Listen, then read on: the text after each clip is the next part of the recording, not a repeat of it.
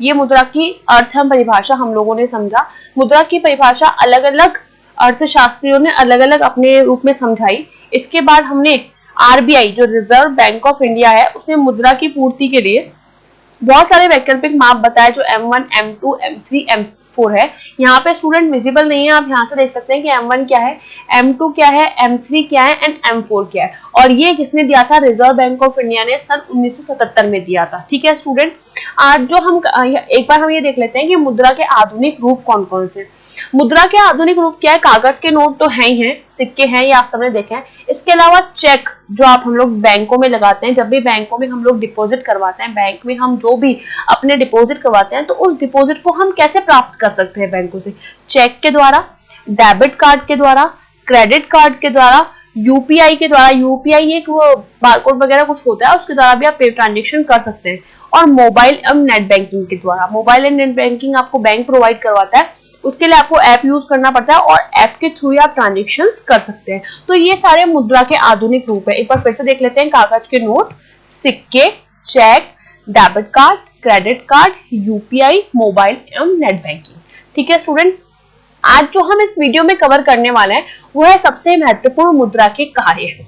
मुद्रा के कार्य क्या है? मुद्रा के कार्यों को 4 भागों में बांटा गया है। स्टूडेंट्स, मुद्रा के कार्यों को 4 भागों में बांटा गया है। फर्स्ट इज प्रमुख कार्य, सहायक कार्य, आकस्मिक कार्य एवं अन्य कार्य।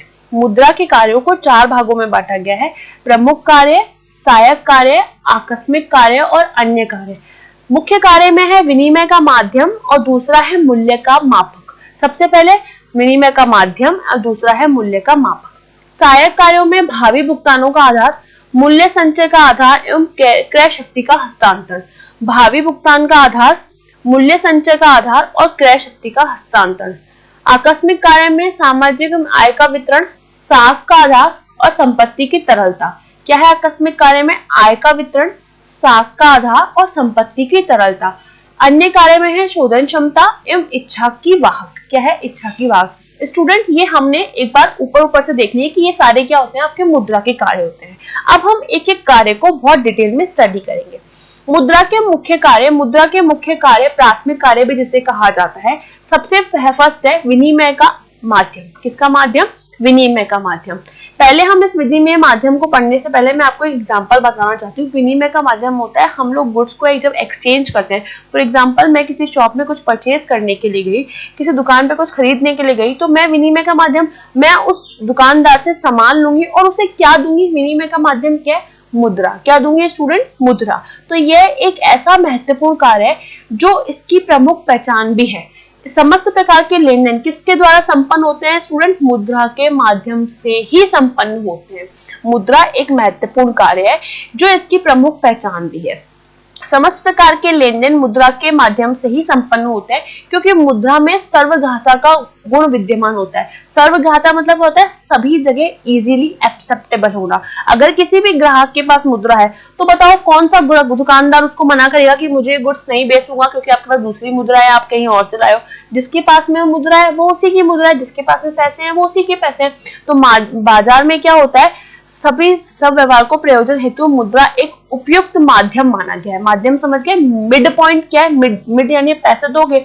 अगर आप कस्टमर और शॉपकीपर यानी दुकानदार और ग्राहक के बीच में जो कड़ी का काम कर रहा है वो कौन सा कर रहा है स्टूडेंट? मुद्रा। तो मुद्रा का प्राथमिक कार्य क्या है? वो क्या है? एक विनिमय का माध्यम भी है। दूसरा पॉइंट हम लोग देखते हैं मूल्य का मापक। यह दूसरा महत्वपूर्ण कार्य है। मुद्रा के माध्यम से ही वस्तु का मूल्य निर्धारण संभव हो पाता है। किसके माध्यम से? यह दूसरा महत्वपूर्ण कार्य है। मुद्रा के माध्यम से ही वस्तु का मूल्य निर्धारण संभव हो पाता है। वस्तुओं और सेवाओं के मूल्य में मुद्रा के मापने से जो विनिमय आसान हो जाता है। अब आप मुझे बताओ, अगर मैं आपके सामने एक पेन बताती हूँ, ये पेन है,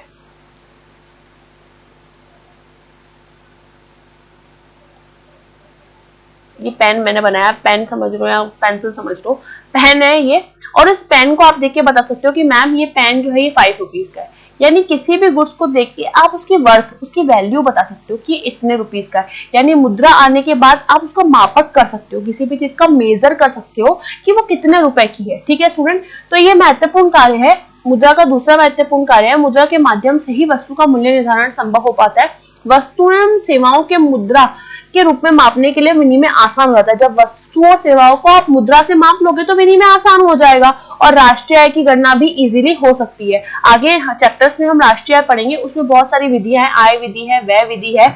इन विधियों के द्वारा मुद्रा होने पर ही आप बता सकते हो राष्ट्रीय आय का मतलब क्या है। राष्ट्रीय को स्टूडेंट आप थोड़ी देर के लिए होल्ड रखो। आप मुझे बताओ, अगर आपके पेरेंट्स घर में 5000 रुपीज लेके आ रहे हैं, 10,000 रुपए लेके आ रहे हैं या 15,000 रुपए लेके आ रहे हैं, तो वो मुद्रा जब आती है आपके, तो आप बता सकते हो ना कि पेरेंट्स की आय कितनी है। मेरे पेरेंट्स की आय 15,000 रुपए, क्योंकि आप उसको मुद्रा में क्या कर सकते हो, इजीली ज्ञात कर सकते हो। ठीक है स्टूडेंट। इसके बाद ये सहायक कार्य है। फर्स्ट का सहायक कार्य है भावी भुगतानों का आधार। भावी मतलब होता है फ्यूचर ट्रांजेक्शन करना, किसका, भविष्य में करना। तो ऐसे आर्थिक सौदे जिनका भुगतान भविष्य में किया जाता है, तो मुद्रा ऐसे भावी भुगतानों के लिए भी आदान प्रदान करती होगी। आपको कुछ सिमिलर यहाँ पे लग रहा होगा कि वस्तु विनिमय प्रणाली में ये सारी की सारी कठिनाइयां होती थी। वस्तु में विनिमय प्रणाली में आप भावी भुगतान नहीं कर सकते थे, इसीलिए उसको खत्म करने के बाद किसको लाया गया, मुद्रा को लाया गया। अब भावी भुगतान कैसे होगा।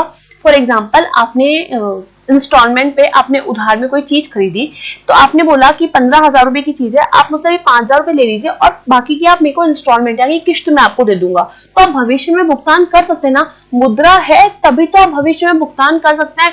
तो ऐसे आर्थिक सौदे जिनका भुगतान भविष्य में किया जाता है, तो मुद्रा ऐसे भावी भुगतानों के लिए आदान प्रदान करती है, अर्थात भविष्य में उस वस्तु की कीमत का अनुमान लगाया जा सकता है। अतः मुद्रा जो है स्थगित भुगतानों के रूप में भी कार्य करती है। स्थगित मतलब जिसका पेमेंट आप बाद में करेंगे। जनता विभिन्न प्रकार के ऋण, जैसे गृह ऋण, आपने लोन अभी ले लिया, पेमेंट बाद में करोगे। एजुकेशन लोन लिया, शिक्षा के लिए आपने लोन अभी ले लिया, जैसे आपकी जॉब लग जाएगी अब पेमेंट कर देंगे। उद्यमी ने जो लोन लिया उसके लिए भी बिजनेस स्टार्ट करने के लिए आदि लेन देन आसान हो जाता है। इसी प्रकार शेयर, डिबेंचर्स और प्रतिभूतियों को खरीदना और बेचना भी मुद्रा द्वारा सरल हो जाता है। अरे आप शेयर और डिबेंचर्स तभी तो खरीदोगे किसी कंपनी की, क्योंकि उस कंपनी को क्या चाहिए, मुद्रा चाहिए, और आपको क्या चाहिए, इन्वेस्टमेंट करना है उस पैसे को। तो आपके पास पैसे होंगे तभी तो आप शेयर, डिबेंचर्स और प्रतिभूतियां खरीद पाओगे। तो मुद्रा एवं पूंजी बाजार का विकास संभव हो पाता है। एक अर्थव्यवस्था को सुदृढ़ बनाने के लिए क्या आवश्यक है, मुद्रा बहुत ज्यादा आवश्यक है। यहाँ पे जो पॉइंट में आपको समझना है वो ये समझना है स्टूडेंट कि मुद्रा होने पर आप जो गुड्स एंड सर्विसेज को खरीदते हो उसका भुगतान आप भविष्य में भी इजीली कर सकते हो। इसके बाद है मुद्रा मूल्य का संचय का साधन, यानी आप मुद्रा को जोड़ के रख सकते हो, सेविंग कर सकते हो। लेकिन वस्तु विनिमय प्रणाली में हमने पढ़ा था कि जो दूध, दही और जो जल्दी खराब होने वाली चीजें होती है, इनका संचय हम लॉन्ग टर्म, दीर्घकालीन अवधि तक नहीं कर सकते। तो मुद्रा के माध्यम से स्टूडेंट, मुद्रा के माध्यम से किसी ऐसी वस्तु जिसका टिकाऊपन कम है बेचकर उस मूल्य को भविष्य के लिए संचित किया जा सकता है। फॉर एग्जाम्पल, मेरे पास एक व्हीकल है, गाड़ी है, उस गाड़ी को मैंने बेचा और उससे मुझे 20,000 रुपीज मिले, तो क्या इस 20,000 को मैं सेव कर सकती हूँ ना। तो किसी भी वस्तु को मुद्रा में बेचा और बेच के जो पैसा मिला उसको मैं इजीली संचय कर सकती हूँ, जबकि वस्तु विनिमय प्रणाली में आप वस्तु का संचय दीर्घकालीन अवधि तक नहीं कर सकते। मूल्य संचय बड़े पैमाने, अगर मूल्य संचय करना हो और बड़े पैमाने पर उत्पादन करना हो। अब मुझे बताओ, अगर मेरे को चाहिए कि मैं मोबाइल बना रही हूँ, मुझे 10,000 पीस बनाना है, तो जब मेरे पास पैसे होंगे, जब मेरे पास टेक्नोलॉजी होगी, जब मेरे पास तकनीक होगी, जब मेरे पास कच्चा माल होगा, तभी तो मैं उत्पादन कर पाऊंगी। तो बड़े पैमाने पर भी संभव तभी हो सकता है उत्पादन जब आपके पास क्या हो, मुद्रा हो। तो मुद्रा दावा की गई क्रय की गई जमीन, मकान, सोना, चांदी, जो बॉन्ड वगैरह होता है इत्यादि के द्वारा मुद्रा का संचय। इन सबको बेचो, जमीन को बेच दो पैसे आ जाएंगे, मकान को बेच दो पैसे आ जाएंगे, सोने को बेच दो पैसे आ जाएंगे, तो उसका फिर आप मुद्रा का संचय कर सकते हो। कभी कभी मुद्रा, जैसे फॉर एग्जांपल जमीन है, मैंने कोई घर खरीदा और उस घर की जब मैंने खरीदा था उसकी कॉस्ट थी 40 लाख रुपए। जब मैंने घर खरीदा स्टूडेंट, तब उसकी कॉस्ट कितनी थी, 40 लाख रुपए। ठीक है स्टूडेंट। अब इस घर की कॉस्ट हो गई है, जब मैं इसको बेचा तो है 32 लाख, यानी मुझे लॉस हो गया ना। कई बार ऐसी हो सकता है कि घर की कीमत 50 लाख भी हो जाए और कभी ऐसा हो सकता है घर की कीमत 32 लाख भी हो जाए। तो क्या हो सकता है, मुद्रा से अगर इन चीजों को, अगर मकान, सोना, चांदी, बॉन्ड वगैरह, शेयर, डिबेंचर्स को अगर हम बेचते हैं तो कीमतों में वृद्धि भी हो सकती है और कीमतों में कमी भी हो सकती है। तो मुद्रा संचय को आपने समझा। संचय का मतलब क्या है, आप चीजों को बेचकर भी आप मुद्रा को क्या कर सकते हो, संचित करके रख सकते हो, स्टोर करके रख सकते हो, बैंकों में जमा करवा के रख सकते हो। इसके बाद है क्रय शक्ति का हस्तांतरण। देखिए स्टूडेंट, क्रय शक्ति का हस्तांतरण मैं समझाती हूँ। फॉर एग्जाम्पल, यहाँ पे 2 पर्सन है, ये पर्सन ए और ये पर्सन यहाँ पे बी। 2 लोग हैं यहाँ पे, 2 मनुष्य हैं, ए और बी। इनका नाम क्या है, ए और बी। ए के पास अभी पड़े हैं 500 रुपए। कितने रुपए पड़े हैं स्टूडेंट, 500 रुपए। आप मुझे बता सकते हैं परचेजिंग पावर किसके पास है, खरीदने की क्षमता किसके पास है? इसके पास कुछ नहीं है, इसके पास कुछ भी नहीं है। अगर मेरे पास, मैं एक शॉपकीपर हूँ, अगर मैं यहाँ पे एक शॉपकीपर हूँ और मुझे कुछ सामान बेचना है, तो मुझसे कौन खरीदेगा? ए खरीदेगा कि बी खरीदेगा? पैसे किसके पास है? 500 रुपए ए के पास। तो जिस पर्सन के पास पैसे होते हैं ना, उसके अंदर परचेजिंग पावर आती है, यानी क्रय शक्ति आ जाती है। लेकिन सपोज करो ये पैसे इसने इसको ट्रांसफर कर दिए, क्रय शक्ति का हस्तांतरण कर दिया। अगर इसने इसको पैसे दे दिए, इट मींस क्रय शक्ति किसके पास आ गई? बी के पास आ गई। तो मुद्रा के द्वारा एक व्यक्ति अपने द्वारा संचित क्रय शक्ति को आसानी से दूसरे व्यक्ति को हस्तांतरण कर सकता है। अब मुझसे सामान ए खरीदेगा, बी खरीदेगा? बी खरीदेगा। क्यों? क्योंकि ए ने अपनी क्रय शक्ति का हस्तांतरण किसको कर दिया? स्टूडेंट, बी को कर दिया। तो मुद्रा के द्वारा एक व्यक्ति अपने द्वारा संचित क्रय शक्ति को आसानी से दूसरे व्यक्ति को हस्तांतरण कर सकता है। इस प्रकार मुद्रा क्रय शक्ति हस्तांतरण के साधन के रूप में भी, यानी मुद्रा में वो साधन है, मुद्रा ही वह साधन है जिसके द्वारा आप क्रय शक्ति का हस्तांतरण कर सकते हो। क्रय शक्ति कुछ नहीं है स्टूडेंट, एक व्यक्ति को अगर आपने नगद रूप में मुद्रा किसी दूसरे व्यक्ति को सौंप दिया तो क्रय शक्ति का हस्तांतरण भी क्या आ जाएगा? उसके पास। सपोज इसके पास डेबिट कार्ड पड़ा है, इसने इसको सौंप दिया, अब परचेजिंग पावर किसके पास आ गई? इसके पास आ गई। तो क्रय शक्ति का हस्तांतरण मतलब होता है चीजों को सौंप देना। ठीक है, आज के समय में अगर debit card, credit card, ATM, cheque, अगर किसी को ट्रांसफर करते हो तो आपने उसको क्रय शक्ति दे दी। अगर आपने किसी को स्वयं की खरीदी हुई कोई परिसंपत्तियां ट्रांसफर कर दी तो भी वो उसको बेच के पैसे कमा सकता है। अगर आपने किसी को बॉन्ड वगैरह, शेयर वगैरह दे दिया आपने और उसने उसको बेच दिया, उसका पैसा आ गया, तो क्रय शक्ति किसके पास हो जाएगी? ट्रांसफर। उसी प्रकार उसको भी ट्रांसफर हो जाएगी। इस प्रकार मुद्रा की सहायता से व्यक्तियों के मध्य विभिन्न स्थानों के में परिसंपत्तियों का क्रय शक्ति करके हस्तांतरण इजीली हो सकता है। ठीक है स्टूडेंट, इसके फर्स्ट थे प्राथमिक कार्य, फिर सहायक कार्य, और अब हम पढ़ रहे हैं आकस्मिक कार्य। ठीक है, तो मुद्रा के द्वारा कुछ ऐसे आकस्मिक कार्य भी होते हैं जो मुद्रा के लिए बहुत उपयोगी होते हैं। फर्स्ट है राष्ट्रीय आय का वितरण। राष्ट्रीय आय क्या होता है? मैंने राष्ट्रीय आय को लिए कभी हम देख लेते हैं। जब राष्ट्रीय आय क्या होता है? वर्तमान युग में बड़े पैमाने पर उत्पादन और उपभोग तभी संभव हो सकता है जब वो किसके द्वारा किया जाए? मुद्रा के द्वारा की जाए। अब आप मुझे बताओ, जो बनाने वाला मैन्युफैक्चर होता है, जो कंपनी बनाने होता है, उसके पास अगर पैसे ही नहीं होंगे, अगर उसके पास उत्पादन मुद्रा ही नहीं होगी, तो क्या वो उत्पादन कर पाएगा? और फॉर एग्जाम्पल उसने उत्पादन कर लिया, लेकिन उसके पास क्या है? उसके जो कंज्यूमर है, जो उपभोग है, उपभोक्ता है, उसके पास पैसे ही नहीं है खरीदने के लिए, तो क्या वो उपभोग कर पाएगा? तो पैसा दोनों के बीच में कड़ी का काम करता है। राष्ट्रीय आय का अनुमान भी, किसी राष्ट्र की कितनी आय है उसका मेजर हम कैसे करेंगे? उसका अनुमान हम कैसे लगाएंगे? किसके द्वारा लगाएंगे? मुद्रा के मूल्य के द्वारा ही लगाएंगे। किसके द्वारा लगाएंगे? कुल उत्पादन में से प्राप्त मूल्य समाज के मेरी बात सुनिए स्टूडेंट, किसी राष्ट्र की इकोनॉमी कितनी अच्छी है, अर्थव्यवस्था कितनी अच्छी है, वो उसका पता हम राष्ट्रीय आय से तो लगाते हैं। और राष्ट्रीय कैसे कैलकुलेट करते हैं? मुद्रा के द्वारा ही तो कैलकुलेट करते हैं। तो मुद्रा है तो राष्ट्रीय आय का पता लगा सकते हैं, मुद्रा नहीं है तो राष्ट्रीय आय का पता नहीं लगा सकते। सेकंड पॉइंट है साख का आधार। साख का मतलब आप मुझे बताओ। साख का मतलब होता है उधार, ऋण। साख का मतलब क्या तो होता है स्टूडेंट? यहाँ पे ऋण। अब साख, अगर आप किसी बैंक में गए और आपने बोला कि मुझे होम लोन चाहिए, क्या चाहिए? मुझे गृह लोन चाहिए। अब उसके पास अगर पैसे होंगे, अगर उसके पैसे होंगे तभी तो साख दे पाएगा। वित्तीय संस्थाएं, जो फाइनेंशियल इंस्टीट्यूशंस हैं, जो बैंक है, वो अनेक प्रकार के ऋण उपलब्ध कराती है। आप तो बैंक क्या होती है? बहुत सी तरह के ऋण उपलब्ध कराती है। तो वो जमाओं को स्वीकार करती है। कैसे? फॉर एग्जाम्पल मैं आपको यहाँ पे बताती हूँ। एक पर्सन है ए, ठीक है, इस ए पर्सन ने बैंक में डिपॉजिट करवाया। बैंक में डिपॉजिट कराया, ये बैंक की बैलेंस शीट मैं आपको हल्की फुल्की समझा देती हूँ। वैसे बैंक की बैलेंस शीट थोड़ी सी अलग बनती है। जो भी इस पर्सन ने बैंक में डिपॉजिट कराया, इस पर्सन ने डिपॉजिट करवाया 5000 रुपीज। क्या करवाया स्टूडेंट? 5000 रुपीज डिपॉजिट कराया। तो ये बैंक की लायबिलिटी हुई ना, कि एसेट्स हुई? ये बैंक की क्या होती है स्टूडेंट? लायबिलिटी। क्योंकि ये बैंक का दायित्व है कि बैंक को कभी ना कभी कस्टमर को देना है। ठीक है स्टूडेंट, और यहाँ पे आते हैं बैंक की एसेट्स, यहाँ पे आती है लोन। जो भी बैंक अपने ग्राहकों को लोन प्रोवाइड करवाती है ना, उपलब्ध करवाती है, वो बैंक के क्या होते हैं? असेट्स होते हैं। वो बैंक की क्या होती है? संपत्तियां होती है। तो जब कोई पर्सन डिपॉजिट करवाएगा तभी तो बैंक आपको लोन के रूप में देगी। बैंक के पास पैसा कहां से है? तुम्हारे ही पैसों का ही तो बैंक तुम्हें देती है। तो बाजारीकरण के इस दौर में बैंक और वित्तीय संस्थाओं द्वारा अनेक प्रकार के ऋण उपलब्ध कराए जाते हैं तथा जमाओं को भी स्वीकार किया जाता है। ये सभी कार्य मुद्रा के माध्यम से ही संपन्न हो पाते हैं। फिर इसके बाद है संपत्ति की तरलता। स्टूडेंट, तरलता का मतलब होता है कैश। संपत्ति की तरलता का मतलब क्या है? यहाँ पे कैश।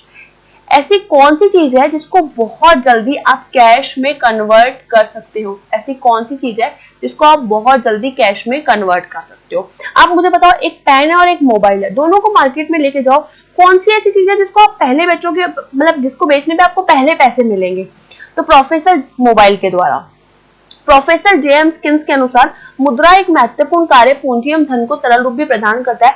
तरल रूप का मतलब होता है जिसको आप तत्काल यूज में ले सकते हो। अरे यार मेरे पास पैसे हैं, सोचो मेरे पास पैसे हैं तो पैसे मैं फटाफट से बेच के, चीजें बेच के पहले पैसे दूंगी कि पैसे वाला, मैं किसी शॉप के पास गई, मैंने बोला मुझे मोबाइल ले लो और मुझे चीज दे दो, ठीक है, तो बोला नहीं मुझे कैश चाहिए, तो कैश होंगे तो जल्दी से ट्रांजेक्शन हो सकता है ना। तो संपत्ति की तरलता भी किसके द्वारा संभव है स्टूडेंट? मुद्रा के द्वारा संपन्न हो पाती है। इसके बाद मुद्रा के अन्य कार्य, शोधन क्षमता सूचक। शोधन क्षमता सूचक क्या होती है स्टूडेंट? मुद्रा की उपलब्धता आर्थिक एजेंट की शोधन क्षमता के सूचक होती है। समाज में जिस भी व्यक्ति के पास मुद्रा है, समाज में जिस भी व्यक्ति के पास मुद्रा है उसके पास भुगतान करने की क्षमता है। अब मेरे पास अगर पैसे हैं, इट मींस मेरे पास एबिलिटी टू पे है कि मैं किसी चीज का भुगतान कर सकती हूँ। आप और मैं बाजार गए और आपके पास पैसे नहीं है, मेरे पास पैसा है, तो एबिलिटी किसके पास है पे करने की? मेरे पास है। तो जिसके पास भी पैसे हैं उसके पास शोधन क्षमता, शोधन क्षमता मतलब होता है किसी चीज को खरीदने की क्षमता, ठीक है। फिर सेकंड पॉइंट है मुद्रा इच्छा की वाहक होती है। मुद्रा एक ऐसी वस्तु अथवा माध्यम है जो मनुष्य को अपनी इच्छा अनुसार आर्थिक निर्णय लेने के लिए सहायता करती है। मेरे पास अभी 10,000 रुपए पड़े हैं, कितने? 10,000 रुपीज पड़े हैं, तो मैं अपना आर्थिक डिसीजन कोई भी ले सकती हूँ ना। मुझे मोबाइल खरीदना है, मुझे पेन खरीदना है, मुझे नोटबुक खरीदनी है, क्योंकि मेरे पास पैसे हैं, और पैसे हैं तो मैं अपनी इच्छा अनुसार आर्थिक निर्णय ले सकती हूँ। तो मुद्रा एक ऐसी वस्तु अथवा माध्यम है जो मनुष्य को अपनी इच्छा अनुसार आर्थिक निर्णय लेने में सहायता प्रदान करती है।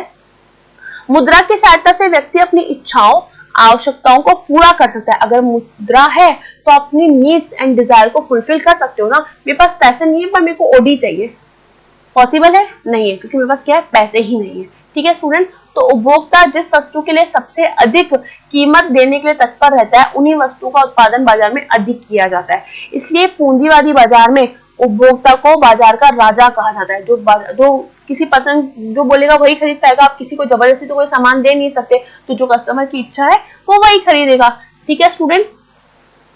आज हमने क्या कंप्लीट किया स्टूडेंट? आज हमने मुद्रा के कार्य कंप्लीट किए कि मुद्रा के कौन कौन से कार्य होते हैं, ठीक है स्टूडेंट। मुद्रा के कार्य में हम लोगों ने मुद्रा के कार्य को एक बार फिर से देख लेते हैं। मुद्रा के कार्य को हमने 4 भागों में बांटा। पहला है इसमें मुख्य कार्य, सहायक कार्य, आकस्मिक कार्य, अन्य कार्य।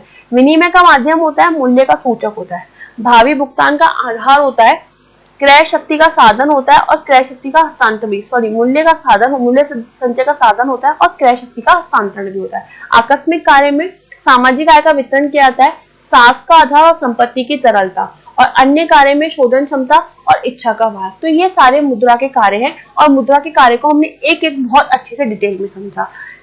आज के लिए सिर्फ इतना। Thank you so much.